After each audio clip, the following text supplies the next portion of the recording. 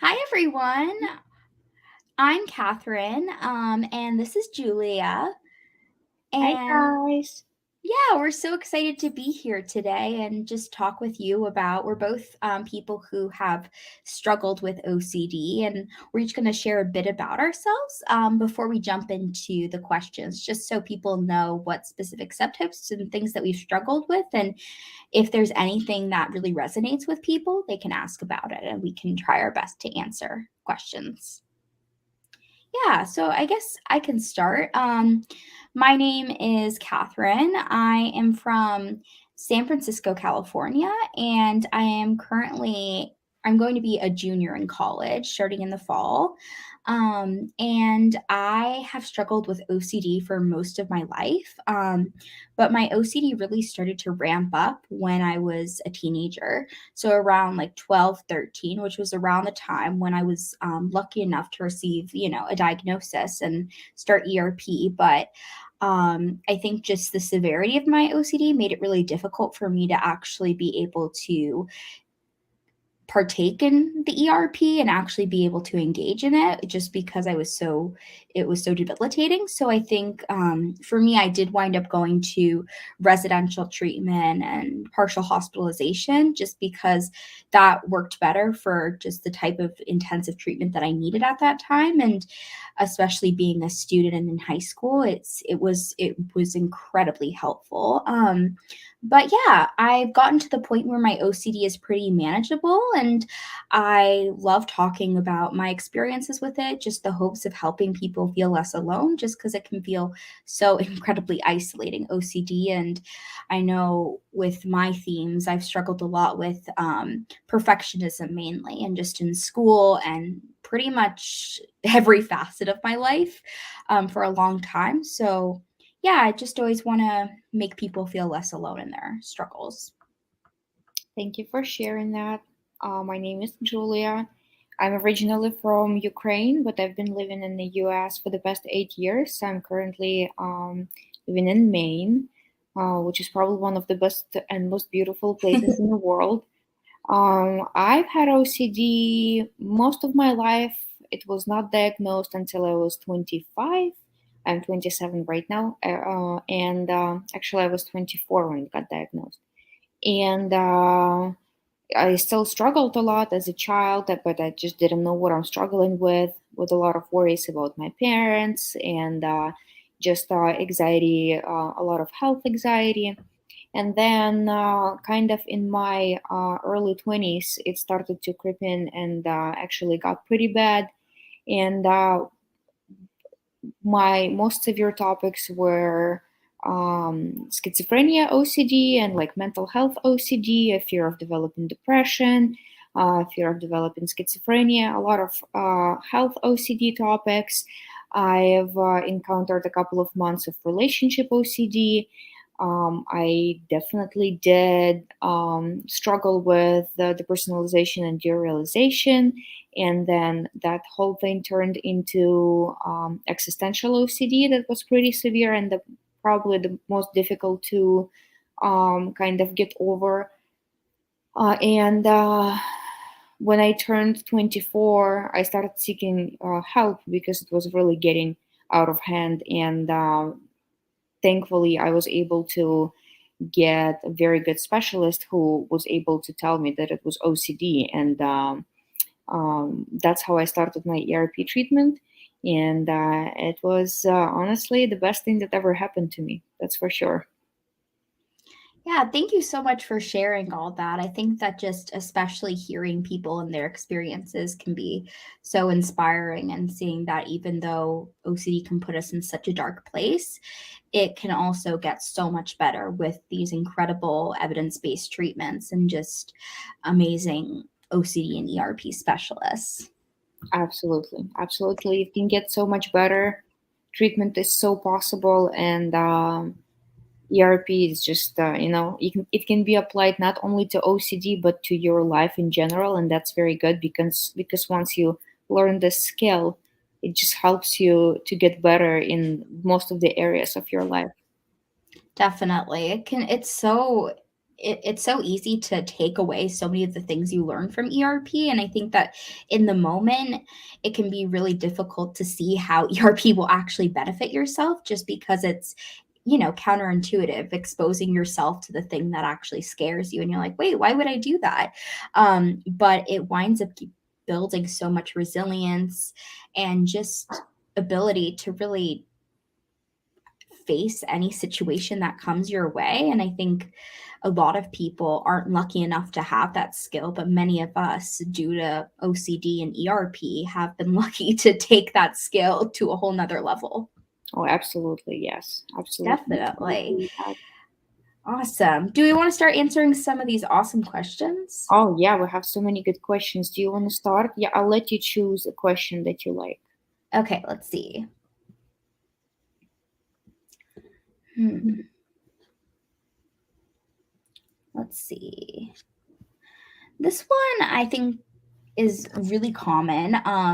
How do you all feel about different themes come up after you've been doing well with one theme? I've had a bizarre thoughts that make no sense, yet bring a sense of fear, borderline delusional thoughts. Yeah. So I think that that's the really tricky thing about OCD is that it can jump very easily. I know with just from one theme to the next, and even within a specific theme, like a certain like pinpoint, or it will like pinpoint certain areas of your life more so than others, and you'll think, oh, this was never an issue, but all of a sudden something does become an issue. And I think, at least for me, just knowing, I understand how discouraging that can be in the moment, especially when you're doing well for so long and you're like, wait, I thought this kind of went away, I thought this was something that maybe, this one theme I tackled, and then a whole nother theme comes out of nowhere. But I think just with that, knowing that the way that you dealt with that one theme can, you can deal with the other theme in that same way, and that it's, although it's like a different theme or different topic, it's not necessarily, you're not going to treat it much different. Um, you know how I look at it? I look at it as a very, very good thing that it's jumping from one theme to another. Why? It shows that you're doing your ERP for one topic in a very, very good way. It shows that you're not giving your brain anything to grab onto. That's why your mind starts searching for other topics, and your OCD is still alive. So it wants to grab on to something else to get your attention and get you back in the OCD loop. Because OCD is weird in a way that it thinks that it really protects you from something. And that's why for OCD, if you're worrying about something, if you're doing compulsions, if you're ruminating, then you're safe and you're protected, and then OCD's job is done. So when you don't really have, when the topic that you were worrying about kind of doesn't really get you triggered anymore, that's to me always a good sign, because it shows that you did a lot of very good job on reducing your compulsions and not ruminating and doing really your ERP to the point where your brain had to shift to another topic. So now it's just a matter of showing your OCD that it's not about the topic, it's about the OCD itself. You're not going to pay attention to topics anymore. You're just going to eliminate OCD altogether at the root. So just keep doing the same thing that you did for your other topics. Keep applying your ERP tools. That's the most helpful thing that you can do. And just know that OCD can jump on anything. And about the borderline delusional thoughts, I know how it feels. I know exactly what you're talking about. I think because I've had the same experience, and my anxiety would get to the point where I felt so overwhelmed that I just didn't know, like it just really felt like I'm losing my mind. And some thoughts were so crazy. And then in the moment, when you're in the moment of OCD, it just like this huge cloud gets over you, and it's very hard to see clear through that cloud. And you just start, your brain just starts racing. So I really understand that it's very difficult and discouraging, and especially if one topic switches to another. But just keep doing the work, because it always gets harder before it gets better. And the content doesn't matter. The thoughts that you're feeling, they don't matter as well, because this is just a symptom of OCD. Your sensations, your images, and anything that OCD is using to present itself doesn't matter. You treat it in the same way. It's OCD. I'm going to live my life, and this crazy neighbor can yell outside. This crazy neighbor, I mean OCD, and I'm not going to pay attention to that crazy neighbor at all. Yeah, I really like that perspective. Just, I think sometimes it can be really easy to just look at, oh, this is a step backwards. But I think just looking at it as, look at all the progress that you've made, that it's actually moving from one topic to the next, and that you've actually done your ERP in a really good way. I think that's an amazing way to look at it. And I think that that can really add so much perspective, and I think direction in your treatment too, especially if it feels like, oh, I'm not making progress, I'm moving from one theme to the next. Does that mean that I'm actually not doing it right? It's like, no, you are doing it right, to the sense that your OCD is trying to gain back that control that you're taking away from it. That's, yeah. Kathryn, I'm looking at the very first question, and I was wondering if Yeah. we need to look at that because I have a few things that I would like to say. Okay, perfect. I'll put that one on. So people say don't answer OCD questions, but mine manifests more as a feeling, having thoughts that I have a certain identity or that I have changed sexualities. How should I handle that? So again, I know, and it's very confusing because a lot of times when you go on like online to search for OCD, it always talks about intrusive thoughts. But really, OCD can manifest in so many different ways, in feelings, sensations, emotions, in your sleep, in the form of dreams, in all kinds of statements or questions, so many different ways. And if I'm not listing the one that you're having, it doesn't mean that you don't have OCD again, because it's impossible to list every single way that OCD presents itself, because it's as unique as every person in the world.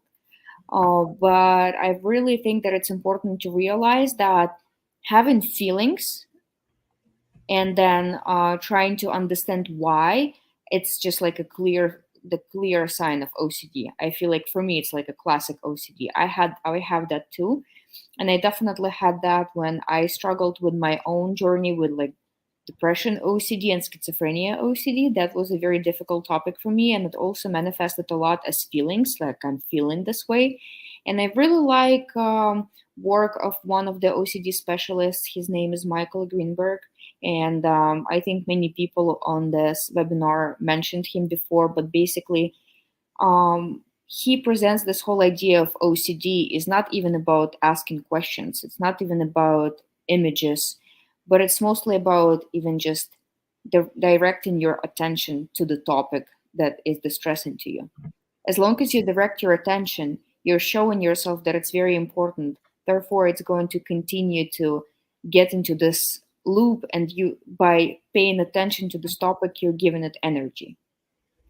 So it doesn't matter how it manifests, whether it's a feeling or a thought or anything else, it's OCD. And you treat it in exactly the same way. You're using ERP tools. You're letting yourself feel all those emotions, and you're not trying to get rid of them. You're not trying to make them go away. You're not trying to make your anxiety disappear. You're just allowing everything to be as is. And just continue, and you continue to apply your OCD, your ERP tools. Yeah, I think that was a great way to put it, just that, like, your OCD is as unique as every individual, because I think that there'll be an experience that someone has with OCD and they don't see it necessarily represented online, or when you search up in Google OCD symptoms and what you experience, it's not going to be the same for everyone, and it's very individualized and catered to what I guess will upset you the most and keep you in its trap. And I think that's really important to acknowledge, and how it's not going to look the the same for everyone. And, I think that's also where a lot of the misunderstanding around OCD comes from, in the sense that just like, oh, every person's experience and case of OCD will look exactly the same. It's like, no, two people could be struggling significantly with OCD, and their obsessions, their compulsions, what they struggle with and what triggers them the most are going to look probably completely different.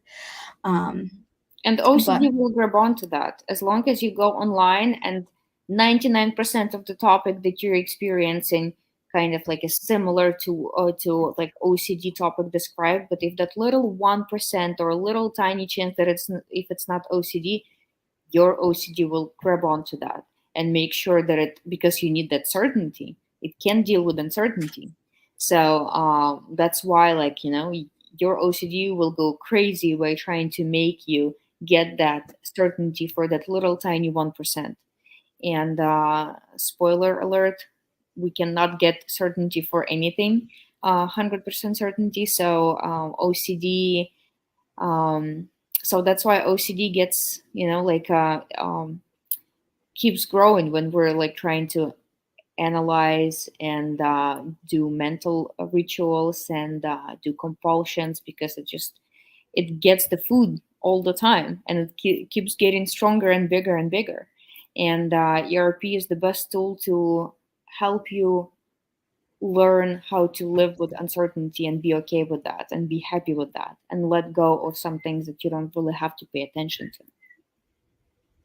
yeah, definitely. And I think that with like OCD, there's also that idea, if you're looking online about what OCD is, and if something that you're experiencing doesn't exactly match it, and you're like, wait, but this feels like OCD, but no one's experience doesn't necessarily match it, then that can really further these obsessions even more, and people start then Absolutely. experiencing like meta OCD. So OCD about having OCD. Wait, am I actually a bad person, or do I actually have OCD, or am I just a bad person experiencing these thoughts? And am I actually wanting to act on these thoughts and desires if it feels like it hasn't been really talked about related to the diagnosis of OCD?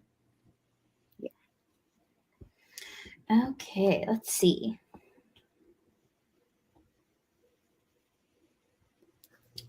Seems like there's a lot of questions. Do you want to let's see. Trying to see what other ones.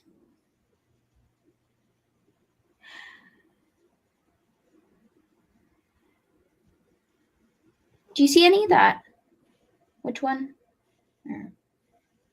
We can cover the sensory motor OCD. Okay, perfect. Yeah, awesome. Hi, Amanda. Thank you very much for your question.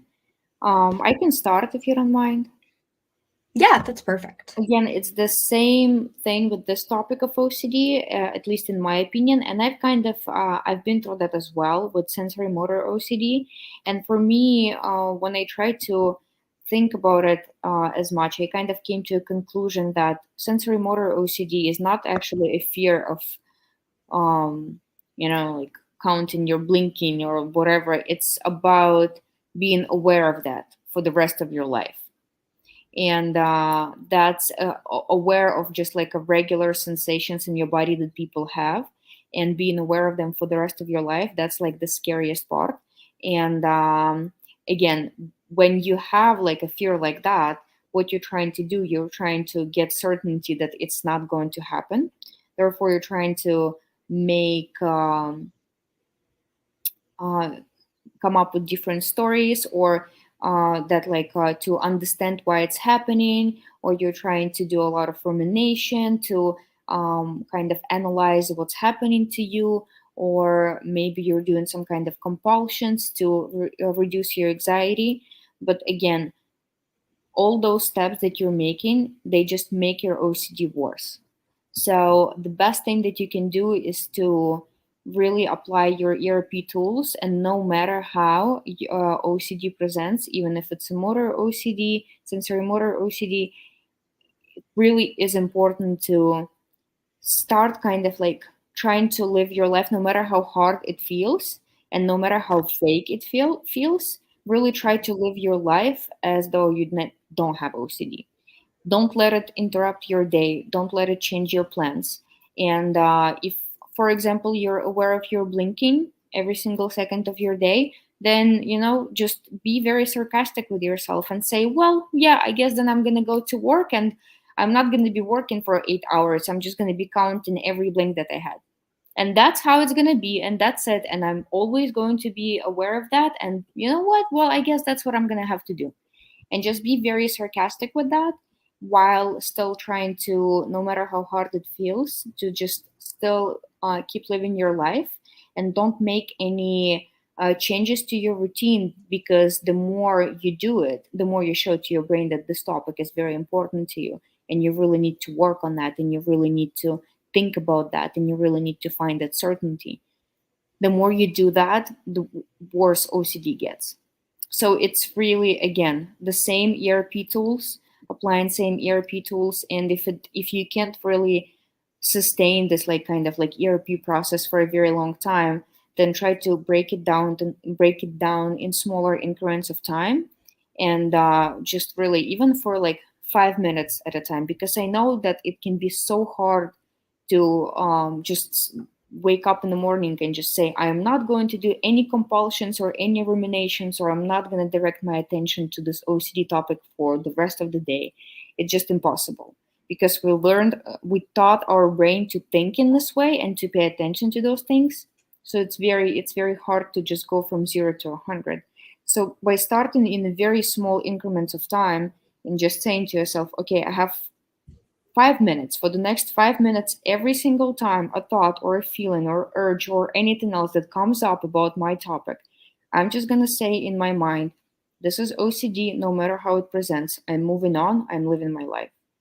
A second later, it's going to come back again. And you do the same thing. And you keep doing it, and you keep doing it, and you keep doing it. And at first, it's going to be so hard, and it's going to feel very difficult, and it's going to feel like it's not working. But again, it took you some time to get into this anxiety OCD state. So it's going to take some time for your brain to unlearn all those pathways and get into a normal healing kind of period of time when you start to get better.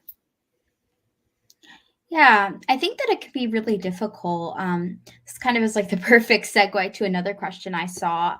Um, is kind of that like idea of knowing like how do you know the difference between a gut feeling and what is OCD?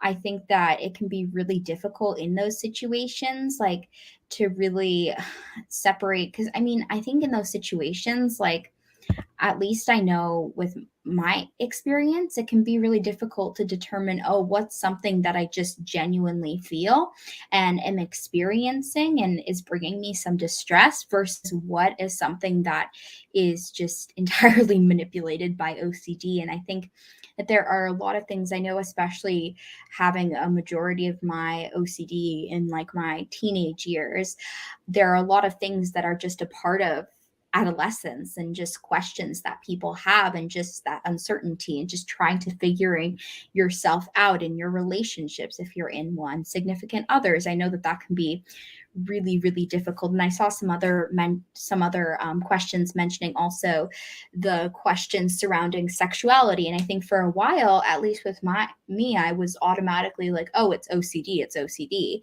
just because it felt very similar. A lot of these questions and a lot of the uncertainty and just kind of the distress that it can sometimes bring can feel very similar to OCD. And I think the biggest thing is you're going to know for yourself, even though it can be so difficult to kind of discern what's OCD versus what's a genuine gut feeling. But I think that's something that over time, once you gain more control over your OCD and start truly understanding it better, I think that that kind of that ability to differentiate becomes a lot easier. But it is something that takes time. So I know for me at least, I oftentimes, if you have the ability to access an OCD specialist, that can be really really helpful. I know when I was having a lot of questions about my sexuality and different things that I was experiencing, I would, I went to my therapist and I was like, oh, I think I may be experiencing sexual orientation OCD. And we talked about it, and she's like, Kathryn, I think these are just questions that people are having, even though it does feel very similar to that. I think that's also very like normal to experience during this time. So I think that it can be really, really distressing though too, especially even that like obsession surrounding trying to differentiate versus what's OCD versus what isn't. But I think that at the end of the day, you're going to be the one who knows yourself the best and what you're experiencing. And I think that even within a relationship, that can be even more difficult, especially when OCD kind of will tend to taint that reality. And yeah. Also, I just want to add that I feel like if you're ever questioning whether it is OCD or if it's not OCD, most likely it is OCD. Not always, but still most of the time, because when you have genuine concerns in life, you don't really tend to go into, oh, am I like thinking about that because of this or this or this? You're actually having those concerns. So I feel like trying to understand whether it is a gut feeling or it's OCD, it's one of the compulsions that you're doing to get reassurance about anxiety that you have. So it's always like goes into two ways, either to prove to yourself that the topic that you're worried about is not true and it will never happen, or to prove to yourself that the topic that you're worried about is kind of like um, that even if it's true, you're going to do everything to prevent it from happening. So either way, it's OCD's way to get you back into this loop and start ruminating and start thinking about it more and more and more, and again try to search for that 100% certainty, which we'll never get. And that's why I think that the most important here is to realize that nobody ever got, you know, their way out of the anxiety by thinking, by trying to ruminate. And maybe trying a different approach and trying to apply some ERP tools to this problem that you have and see how that works out. And maybe you'll see that this feeling starts to lift and you're no longer having all those doubts and anxieties and worries about your relationship. Yeah, I think that's a really good point, just in terms of OCD is such a slippery slope, and it's a trap. It tries to get you in and really hold you there and not let you escape. And I think that it can be really difficult too. And I think, especially knowing that ruminating and overthinking it, which is so difficult not to do when you have OCD. I know I'm constantly thinking and thinking and thinking and thinking. But I think just knowing that that's not going to necessarily help the situation in any way, and it's going to continue to, make you feel more trapped in OCD's cycle and trap. And I think it's definitely much easier said than done. Just, oh, don't think about it. But I think that over time, it does become a lot easier to manage. And just reiterating what Julia said, just really applying those ERP tools to it. And I think that those can be applied to so many different situations and can, in the end, make the world a difference. And also, it is so hard to, when you're in the OCD loop, it's so hard to see through that fog, and realize where are your emotions or where is the OCD. And how I started looking at it is every time I had an OCD episode, I would imagine myself, like by that it puts me in this like certain state of mind where I just no longer can rationally analyze my emotions. So that's why I would like train myself and teach myself that in those times when I really feel like it's so important and I feel so much urgency to find an answer to like all these crippling and anxiety provoking questions that I have, I would just train myself to sit with this uncomfortable feeling and just concentrate on doing the ERP work, because I knew that once OCD episode is kind of over, I'm going to be able to see it so much more clearly and just be um, so much more confident in myself, rather than when you're in the OCD loop and you just spiraling down, thinking and imagining, and you're kind of like shutting yourself down from the entire world because it feels like until you figure out this problem, nothing else can go on in your life. So again, it's the same. It's very hard to do. It's so extremely hard to do at first. To apply those tools when you feel like your world is ending and you're just losing your mind and you just cannot control your anxiety anymore, and you just feel like, like, I'll just do this one little compulsion because I know that it's going to make me feel better, or I'm going to start analyzing because the more I analyze, maybe finally I'll be able to think it through and find some kind of conclusion. It will never happen with if you're doing what you've been doing to get better with your OCD. But realizing that thoughts come in and feelings come in and let them pass and sit with this uncertainty, that's the best tool that you can do to get better. Yeah. Awesome. Do you want to pick the next question? Let me look at it. If you have anything in mind that you like. Okay, perfect. Let me look some more.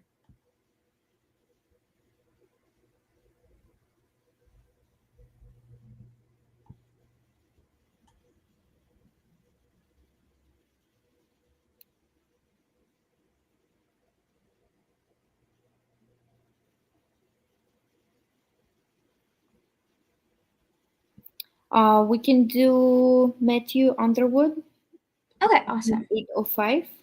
Yes. Going through schizophrenia OCD right now. It's so much. It's so painful. Again, the tools that I used the most were just, no matter how hard it felt, is to really try to apply my new ERP skills that I learned and really sit with anxiety and just what was really helpful, again, as I repeated before, is to really start slow. And not only when I talk about hierarchy, for me, hierarchy, it's not only about going from like less anxiety to more anxiety provoking topics, but also from smaller increments of time to larger increments of time. So I look at the hierarchy in kind of like different dimensions. And really, one thing that was very difficult for me was to realize that I'm not going to be able to answer that question in my head. I'm just going to have to sit with anxiety and see what happens. I'm just going to have to sit and think, maybe I'm losing my mind, maybe I'm hearing voices, maybe something else is going on, and think about all kinds of scenarios or how things can go wrong, and just don't do any compulsions. One thing that was the number one for me was online research, and that was the most important thing that I had to do, is to eliminate that online research completely. No matter how difficult it felt, or no matter how much doubt I had to be very diligent with not going online and trying to research that information, because it's not going to make you feel better. It's only going to open up this door for extra anxiety, because if you go online, like you can probably I don't know, type in my nose it's itching, and it's going to tell you that you're dying from brain cancer. If you if you do the same thing for OCD or for schizophrenia or for anything like that, it's just going to give you so much. I remember um reading something like, like if you want to sleep a lot, like you have like this and this. And I was just like, oh my God, I'm dying, probably because like I slept like 9 hours, not 8 hours last night. That's it. And it felt very real. And now I'm able to laugh about it because I just understand that it sounds so silly, but in the moment it was just so painful and so hard. So number one thing is to really eliminate all kinds of online research. Really not go online. This is just, like that's just forget about it completely, no matter how hard it feels, and really try to stay focused on your mental rumination. Because I remember that when I was going through this very tough period with schizophrenia, OCD, it would start like as soon as I opened my eyes, even probably before that moment, a few moments before I wake up, it just kind of like this whole topic just reappears. And I wake up and I immediately start to think, like analyze myself, analyze how I feel, try to understand if my OCD is still there, trying to understand how I feel about certain things, or try to kind of like all those topics that were bothering me like a day before, they would just kind of just like reactivate. And what was very important is to wake up and remind myself that this is another day. I have a chance to fight and get better with my tools. And also don't set any expectations. Like if you start doing ERP and expect that you're going to get better within a week, well, you're probably going to get disappointed and just get back right back into the OCD loop. It's a process. It's going to take a while, and you have to get ready for feeling uncomfortable for a certain period of time before it gets better. And look at every day as a fight, as a chance to win the war.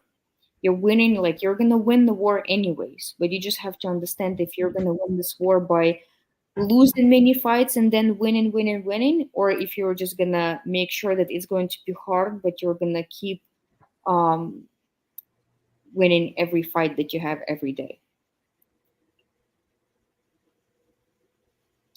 Yeah, I think that just looking at something, and I think oftentimes it can feel like just looking at it from like the big picture, like, oh, I'm never going to conquer this. I'm never going to get to that place of where it's going to feel manageable, where I'm going to feel relief. And just knowing that even though it's so difficult to do, especially with, just looking forward and being like, I can't live like this for the rest of my life, just taking it on a day by day basis and being like, I am just going to try my best today. And that's really at the end of the day all you can do. And just trying your best to resist compulsions, do your exposures, and practice those ERP skills and tools. And I think just knowing that like nothing is going to happen overnight, I think it's such an easy thing to be like, oh, well, doing a couple exposures and being like, oh, this isn't working. I am not seeing changes, but it's something that does take time. No, not at all. That was me so much. I'm telling you, like I would do ERP for 2 days and then I would be like, that's it. Nothing worked. Yeah. That's it. I'm just going to I'm just going to lose my mind. ERP didn't work. Maybe it works for some other people, but I'm immune to that. And Yeah. then my therapist would be like, "Well, yeah, you did it for like 2 days. For how many years have you been doing your compulsions? Like, come on." Yeah. And that's really like was an eye-opening experience to me, because I realized that it took, and I'm really into like OCD and how it how it operates in kind of like a brain level, and think about those pathways that took some time to form, and really strong, very very strong bond, like very strong connection. And there is this very famous expression about neurons that fire together wire together. So while you were doing a lot to you took a lot of time to really really really form those connections, and now it's just not gonna stop overnight. You need to put some effort and some work into unwiring those connections and making a new one that will be like, oh, I have this trigger thought about OCD, and the new brain connection will be like, oh, it's just the OCD, I'm gonna disregard it. But it's going to take some time to rewire one connection and then build another one. And it's very possible. Neuroscience says it all the time. We can really work our brain and do some nice neuroplasticity to our minds, which is amazing. And the best way to do it for people that have OCD is through ERP. And I definitely believe in you. If I was able to get through it, guys, anyone can.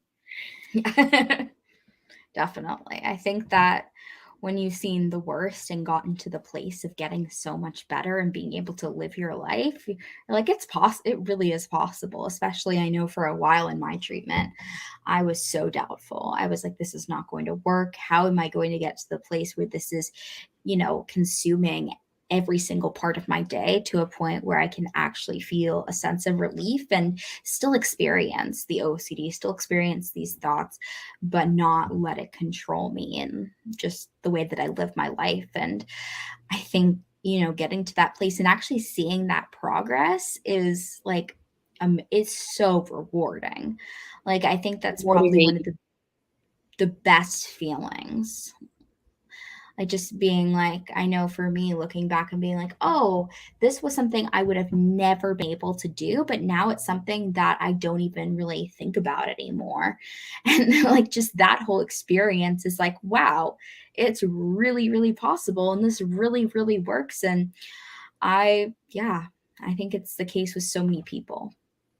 Yeah, like Matthew, before my like OCD recovery with schizophrenia OCD, I never thought that I could ever watch American Horror Story season 2. And now, honestly, it's my favorite show, and I watch it and I'm like, oh, that's pretty fun. It was a little triggering at first, but now I feel stronger and better. So definitely, it's very, very possible. Definitely. And I think that it just makes you see, I mean, and that's kind of how ERP can then apply to all other areas of your life, is just seeing like, wait, something that feels so impossible is actually so possible if you put in the work and you have that commitment to whatever you're doing. It really can make all the difference. And I think that it also, there's another question that I saw that kind of relates to that, but I think just like not knowing where to start when something feels so distressing. So with this one talking about, the compulsion of confession, and I think that that can be such a difficult one, but I think like anything, like any OCD compulsion, it's not something that you can just eliminate once and for all altogether. I think that one of the best things about ERP is that like the way that it works best is when you create these hierarchies for yourself and you create these steps to working up to something that's really difficult, and that you're not just trying to eliminate it altogether all at once. And I think, at least for me, one of the biggest ways that I really started to make that progress with myself and my compulsions was just gaining that awareness of when I was doing it, what the situation was, and what was kind of triggering that, and just becoming more aware of it was the first step to actually making that progress in my ERP.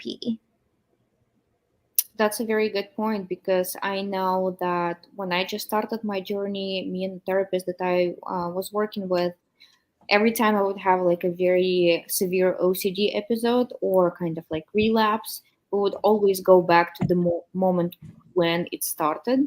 And then it was so interesting to see that like the moment my OCD episode started was actually way earlier than I thought. And it all starts very, very much like in your mind with your rumination and with your like some kind of image popped up or a feeling, and you're trying to understand or trying to think if it's OCD or not OCD, and you try to analyze it further. And then before you even know, it just snowballs into you having this need to confess. And when you go back to kind of like reflect on that moment, a lot of times people would think, oh, my OCD started maybe 5 minutes before I confessed. But in reality, it starts even way earlier. So, really trying to be careful and like trying to look at your thinking patterns and be able to and teach yourself to stop right earlier. That's the best way to prevent it from kind of like spiraling down, because the bigger your OCD episode gets, the harder it is to stop. You kind of have to ride this wave and just deal with anxiety and get over it.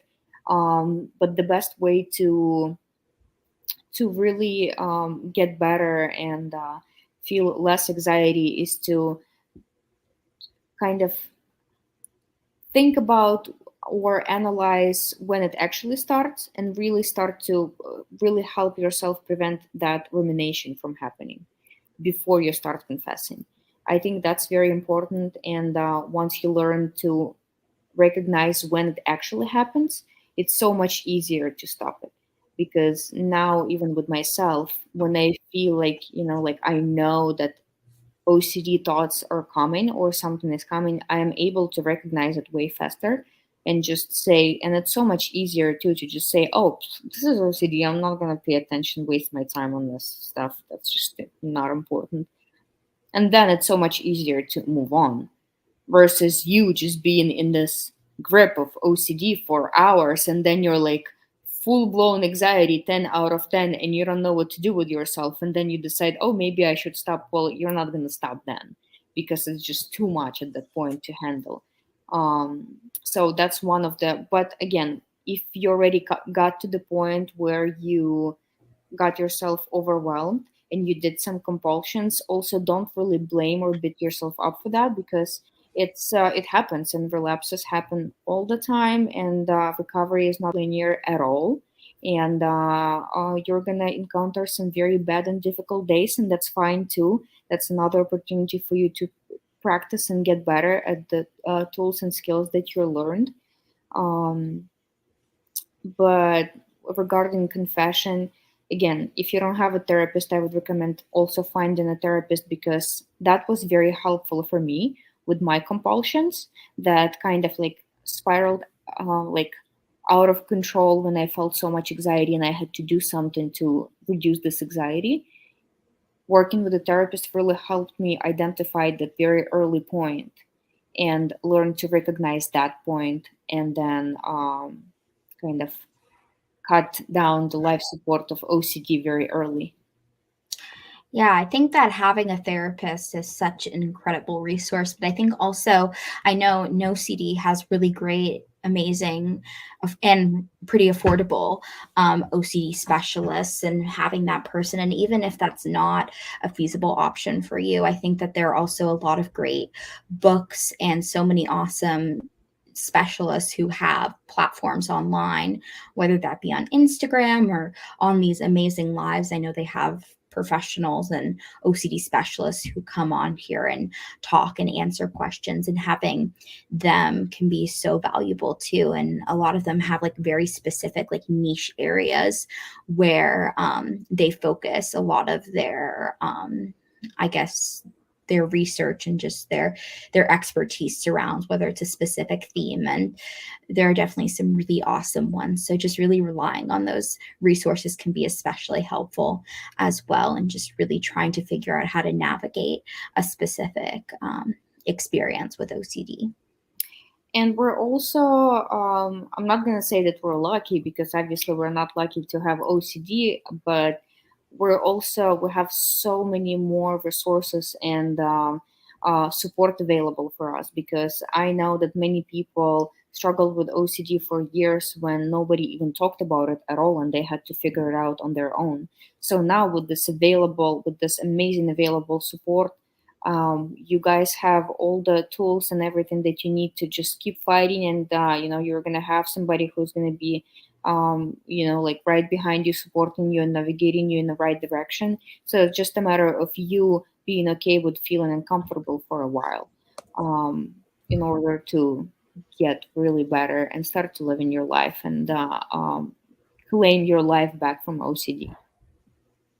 Yeah, definitely. It's such Also, an incredible. regarding resources and books that you said, I actually, one thing that was very helpful for me that I really would like to recommend to everyone. It's not a book; it's kind of an article, but it's quite lengthy. It's article called "Choice" by Stephen Phillipson. He's an amazing specialist that works with OCD, and he's been working for many, many years. And this article really breaks down this whole idea of our feelings and our thoughts and how it's just great. I'm not gonna spoil it for you. You guys read it and then you let me know what you think. Yeah, there are so many awesome. There are also really great podcasts out there as well. I know the OCD Stories is an awesome one. And just having all these people with so much lived experience with OCD, either in the field as a professional or who've experienced themselves. And that can just add so much, I guess, motivation, inspiration, but also so much guidance in what you're dealing with as well. And I think that that's something that I definitely know, like, even though my OCD journey at the start of it was not that long ago, I think that even over the past couple years there are so many more resources now, and just the discussions that are had around OCD, especially online, are so much different than they were even a couple years ago, and just so many more people just talking openly about it, which makes it so much easier to navigate. And just because it can feel so isolating, OCD just being stuck in your brain and your thoughts and what you're experiencing. And I think that it can also make it really difficult to just really even connect with people in your life because you're so focused on what you're experiencing, and which makes so much sense because even though the threat isn't real, the fear and the feelings behind it are so real. And one more thing that I would like to add to that also is there is a huge difference between knowing about ERP and understanding the concept and actually applying it to your life. I think that was a huge also deal breaker for me because I would read all these articles and I would get so inspired and I would just be like, that's it. You know what? I'm starting my life over. That's it. I'm not gonna have OCD anymore. And I would apply those tools for just like a couple of hours and then just think that it's gonna fix all my problem and then kind of have this like faulty illusion that like because I know all those tools they automatically going to help me deal with OCD. But knowing and actually applying them are it's such a huge difference. And that's I think that that's a very crucial part as well. It's the same as going to the gym and working out or just sitting on the couch and thinking about your workout. You're not going to get any more like any fitter unless you actually get up and go to the gym and do your work.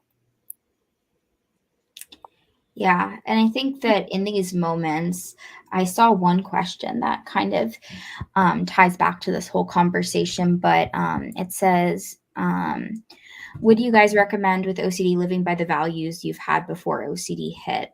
I think that the values, and I think these, you also, for at least for me, I know that I really started to discover my values a lot more as I went through treatment and as I really began to really see who I was apart from OCD. I think that these values really served as, I guess, a motivation for me in my treatment and just really understanding why I'm doing what I'm doing. And I think that in those moments, especially with ERP, when you are thinking about doing it, I think these values can really serve as, a tool to help you actually do your ERP, because in those moments it could just be like, well, why would I put myself through that? Why am I actually doing this? Oh, it's putting me towards this value, this goal that I have that OCD was preventing me from doing, or that just wasn't clear with OCD in the way. I feel like also when you're in the OCD grip, it's very hard to really understand your values that much because your only value in life is not to feel anxiety when you have OCD. And Yeah. that's why I think that really try to identify some values is really important, but also being open minded and really understand that your values can change throughout the process of recovery. You're going to advance as a person and you're going to get to know yourself so much better, and you're really going to get to know yourself from a perspective that you never even considered. And if you really try to like if you feel comfortable with living by your values before OCD, that's great. But if you feel like something new is kind of getting your attention and you feel passionate about something else, or your focus shifted into a different perspective, that's completely fine. Don't really try to stick to one or another, because if you really try to hold on to your past values and they don't really work for you anymore, you're just gonna be, like chasing the dragon. It's this thing. It's just like um, you're just going to feel like you're gonna try to get this feeling that you had before OCD, and it's just never gonna happen because those things that you did before OCD are not really bringing you any happiness anymore or any joy anymore. And if you're looking for the same feeling by trying to get to like through the same actions, you're just not going to get there anymore. So being open minded and letting yourself, just letting your emotions flow naturally and lead you in the right direction. That would be my advice. Yeah, 100%. I think that, like, I remember one thing, it was when I was in like partial hospitalization. My behavior specialist there, she wanted me to make like a pie chart of different things that made me up or whatever. And I know, like, looking at it then, there were so few things, and one of the major things was OCD.